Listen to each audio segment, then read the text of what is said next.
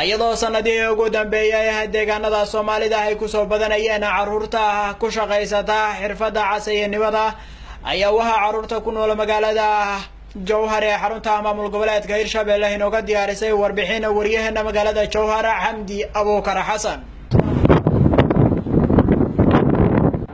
magaalada Jowhar waa magaalo kulmisa maskiin iyo mid wax haysta waxaana ay magaalo madax u tahay Hirshabelle mid ilaba maahan masaakiinta in la maciino u baahan ee magaalada ku nool maanta se waxaan rabaa inaan idin la wadaago muuqaalo muujinaya micnaha nolosha caruur nolol maalmeedka guriga ka soo saara baalashka kabaha ragga.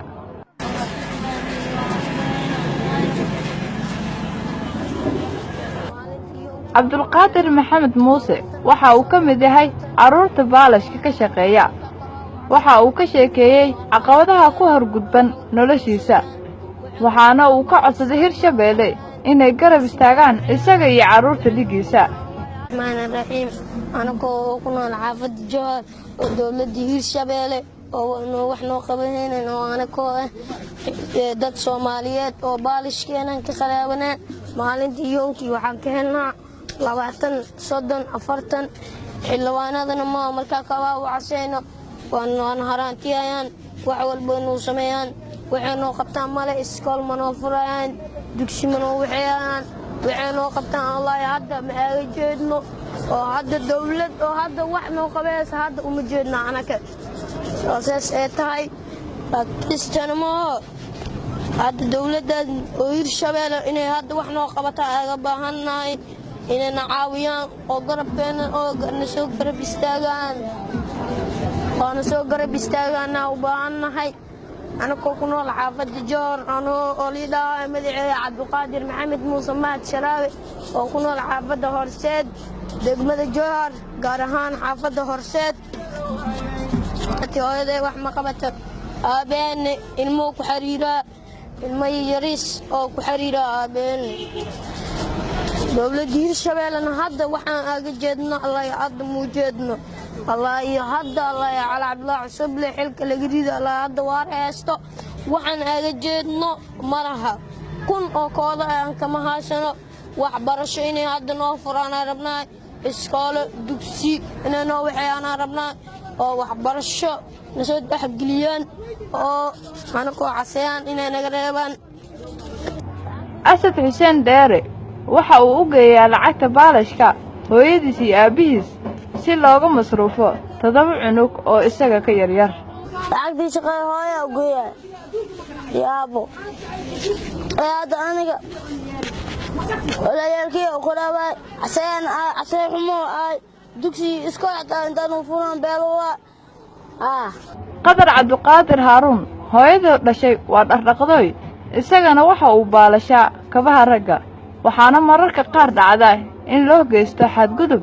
iyo indhaguduudis si loo tusiyo lacagta baalashka. abarteene guri joogmaan daree dhaqda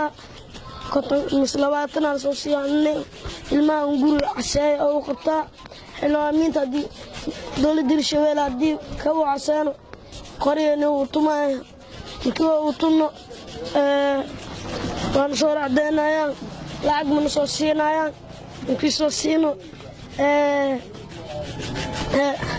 kaba markii wacsan jaadeen soo siina waa gadeynina abarta 30 mis 40 mis 60 helay xilaaminta inaad wax arbnaa ina oo iskool nool furi dugsi arbnaa ina wax oo barana arbnaa